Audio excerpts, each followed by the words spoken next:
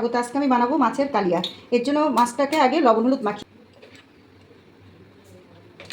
মাছগুলোকে আমি ভেজে নেবো। তেলটা গরম হয়ে গেছে, তেলের মধ্যে দিয়ে দেবো অল্প একটু জিরে ফোড়ন, আর এই যে গরম মশলা, শুকনো লঙ্কা ফোড়ন দেবো। এবার এর মধ্যে দিয়ে দেবো পেঁয়াজ বাটা, দিয়ে দেবো আদা রসুন বাটা, দিয়ে দেবো অল্প করে কাঁচা লঙ্কা বাটা। এবার দেবো জিরে আর ধনে বাটা। এবার এই মশলাটাকে ভালো করে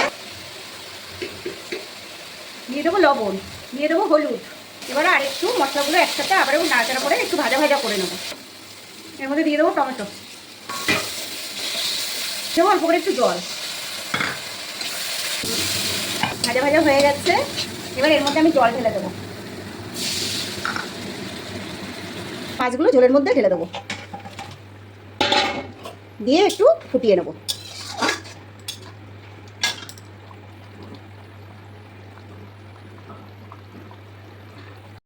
মাছের কালিয়াটা হয়ে গেছে, এবার এর মধ্যে দিয়ে দেবো গরম মশলা,